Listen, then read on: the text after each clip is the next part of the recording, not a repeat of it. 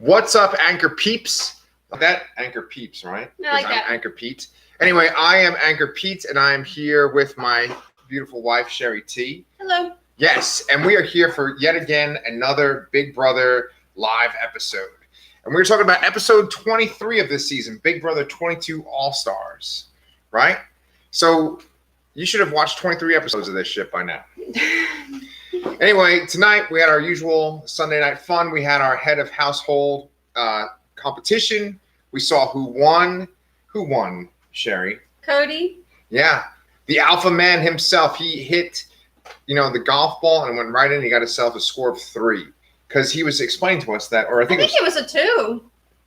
Okay. I thought it was a 3, but that whatever. Came out weird, 2. I think it was a 2. But anyway, like Tyler, who's also a really good competitor, he was explaining that with golf, you have to have the lower score to win, and so he got like a 3. But basically what happened was... He got a 3 for the prize, not for HOH. Yes. So we should explain what the hell we're talking about, right? Basically with the competition tonight, the competition was called Going for the Green, right? And with Going for the Green, you had a choice. You could either hit a ball into a slot like you're playing golf, and you could choose to win $10,000 cash prize, right? Or you could choose to win the head of household competition. And so people had to make a choice. Hey, am I going for money or am I going for the head of household competition? Or they could go for both, because you got three balls. So yes. We're gonna say balls a lot. Yes, we are. So a lot of people were hitting their balls. Most people did try for the head of household competition. Yeah. Yeah. So anyway, I got their scores and everything right here, man. And I'm not gonna go through all of them, but I want to talk about this one really awkward moment that was pretty rough, man. It was kind of like in Swingers when what's his face? Jon Favreau's character, he's like calling up the girl. He just keeps leaving the voicemails. He's like, no, that wasn't right. Yeah, he keeps calling back. And you're just cringing as you're watching it. But it's so good. So okay, so this guy Kevin, who we all know because you guys are all Big Brother fans, Kevin's been on the block like I don't know how many freaking times. He's been on the block 4-5 after tonight. Oh my God! All right, I thought it was even more than that. He himself is extremely sick of being on the block. Yeah, it's showing, man. He's cracking. We'll get to that. We'll get to that. The way he was with Cody. Yeah. All right. So anyway, so Kevin, he hits the ball and he gets like a freaking 5, and that's in the beginning before Cody does his awesome work, right? It would have been the winning thing, if not for Cody. So eventually it doesn't matter, but it mattered like enough for it to be like painful that he chooses to do it all over again, right? Yeah, he had 1 ball left. He's like, you know what? 5 is not good enough. There's some golfers here. There's some golfers in this house. And you're not one of them. Yeah. So take that 5 and be happy. He didn't think 5 was good enough, like it's pretty close to 1, and so he goes and hits the ball again, and it just goes like off into the grass. Right. So I had a roller coaster with Kevin tonight, and the roller coaster for me was at a low point when he chose to do that. I was very frustrated with him because, of course, we're rooting for underdogs at this point, and we'd love to see Kevin or David win. Yeah. Well, with that being said, there aren't really a lot of underdogs left. It's just these 2 guys, Mm-hmm. And ultimately they were nominated by Cody to go up on the block. Right. So I think, let's just cut right to the other most interesting part. Right. We can talk about all the politics and shit. This was a good episode. I'll just say this was not boring. Okay. No. Even though Cody won, which is sort of predictable because he's just kind of good at everything. Yeah. There was still some juicy stuff.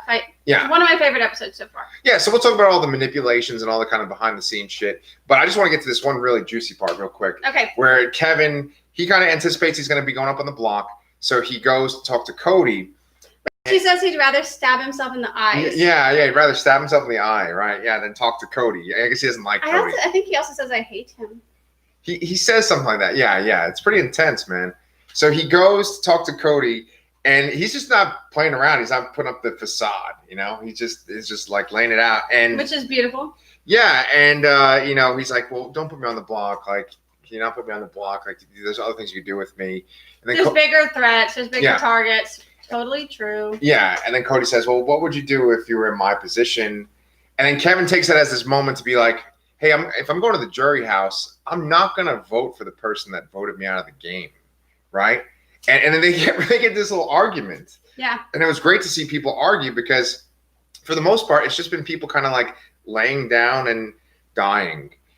in this season, except for Devon last week. Well, if they don't lay down and die, they at least lie to the person's face so that there's no confrontation and do other things behind the scenes. So this is the first full-on, I'm admitting I don't like you, I'm admitting I don't like what you're doing, and I'm complaining about it to your face.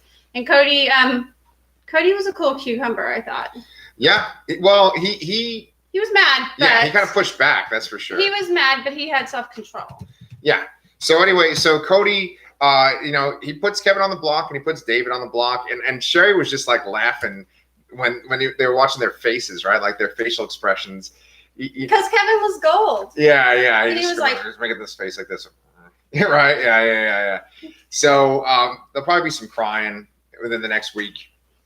But so yeah, all right. So we kind of just blew our load here. We kind of already got to the. It's because we just watched it and it was exciting. Yeah, it was fun. We literally just watched it like 2 minutes before we started talking to you guys. Yeah, and I was actually really tired when we started watching it because it's been a long day. Oh hell yeah! But it perks me up, which I love Big Brother, even though I don't love the way it's been going. It's still my favorite show when it's on. I hope that it's conveyed. The fact that I talk about it all the time. So here's the thing. I'm going to talk as if I'm talking to people that are Anchor peeps and they watch our show, right? And they're like, what the hell are these people talking about? But I'm also going to talk to the Big Brother fans. We're going to try to work them both together, right? Yeah.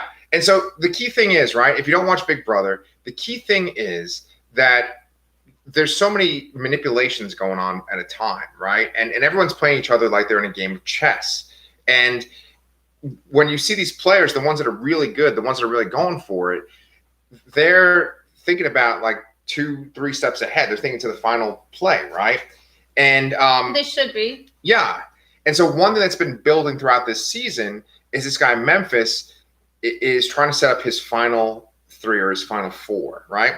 So Memphis has made final 3 deals with Cody and Enzo, and he's also made a final 3 deal with Enzo and Christmas, right? So he's got these 2 final 3 deals going on simultaneously. And they're both cold wise guys. And we mentioned this on our last episode. Mm-hmm. So anyway, with those deals, he seems like he's pretty much set to go towards the end. Well, tonight, Enzo decided to kind of throw a little wrench in the works, right? The Meow Meow decided to switch things up, and he just went to Cody and just blew up Memphis's spot. Well, he spilled the beans about Memphis's plot to have a double, triple final 3. Is that right? Yeah. And whatever he told Cody that Memphis also had a final 3, and also an exciting moment because everybody's been keeping everybody's secrets. Right. I mean, I guess that's not necessarily true. It's just I haven't seen Enzo really pick a person to be loyal to, and he really did tonight. Oh, yeah. Like Cody's his guy, clearly, because he was close with Christmas. He was building a relationship with Christmas. He just told Cody, Christmas and Memphis need to go. They're shady, and it's not good for his game. It's good for Cody's game. Yeah. So Enzo's kind of handing these people to Cody on a platter. Yeah. I'm not sure what Enzo's strategy is, except that I think he's just a person who's very loyal. Yeah. And so, like... Because it's not really good for him. It was good for him to have this other final 3 with Memphis and Christmas, right? Yeah. It increases his odds of winning. That's for sure. Yes. But I guess he couldn't be disloyal to Cody. No, yeah. It's that, I'm telling you, it's like that Northeast thing. It's like where I'm from, right? Because these guys are from the tri-state area, just like I'm from Staten Island, right?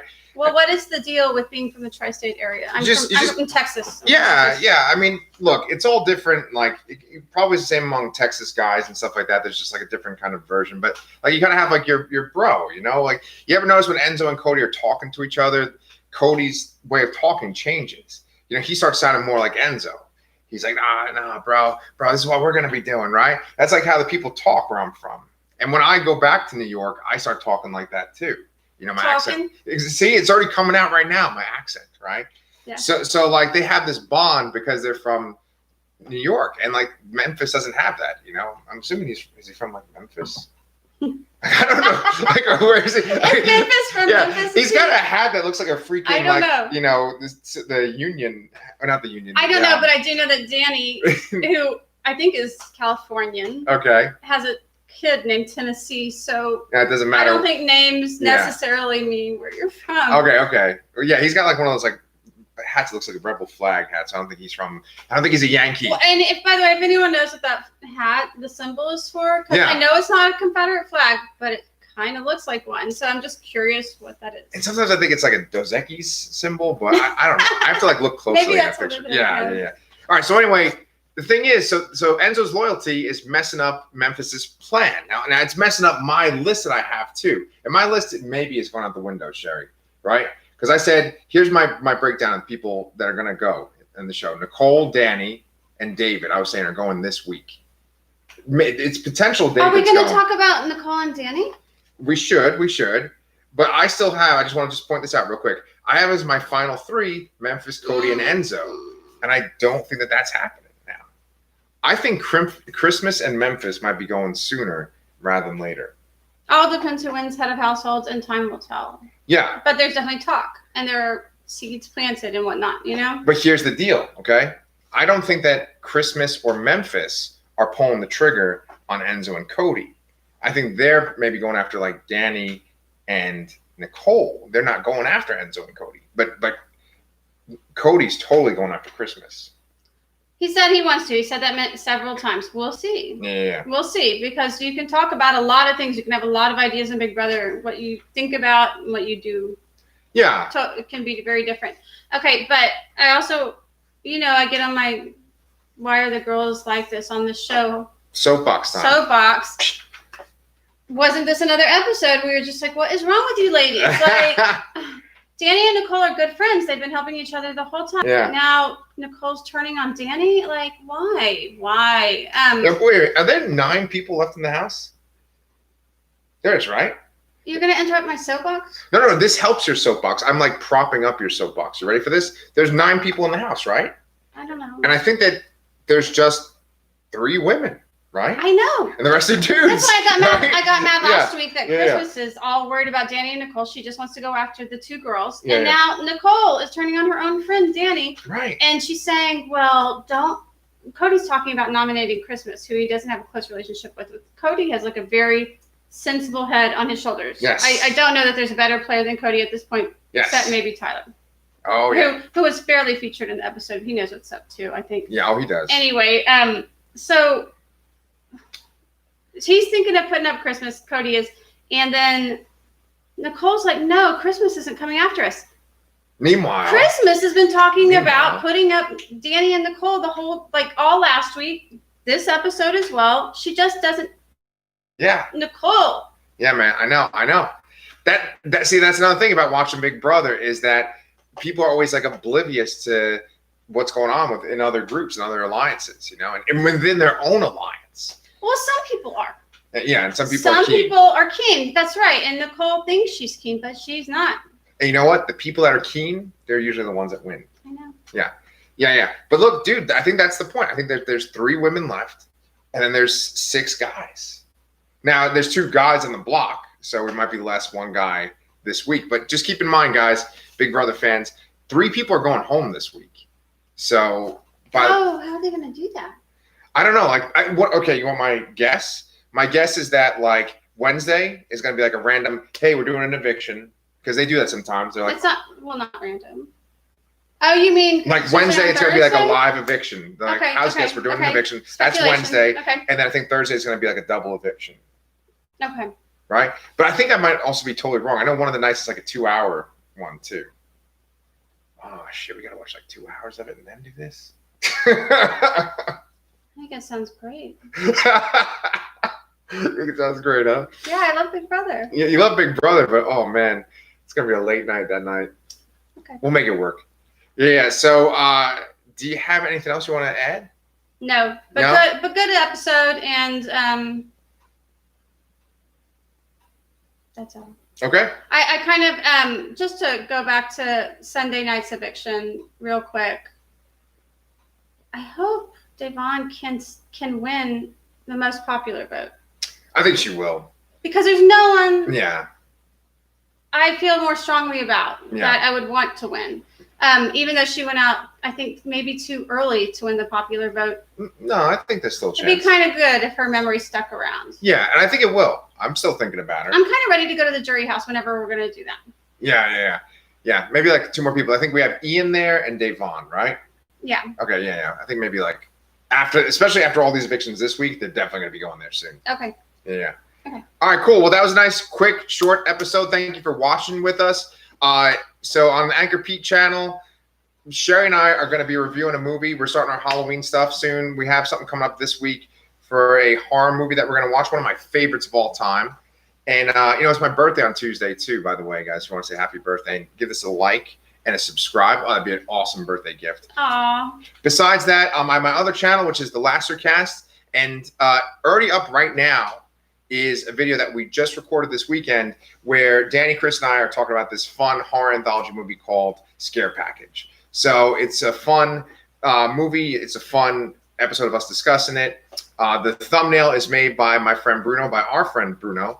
And as always, Bruno has done a fantastic job. It's up. Yeah, you got to check it out. Okay. Yeah. So anyway, check that out. Thank you for watching. And we will see you for Big Brother again on Thursday night. And the triple eviction. Yeah. So Thursday night, regardless of what happens, we will be here to talk. Thursday night at 11. Good night. Good night.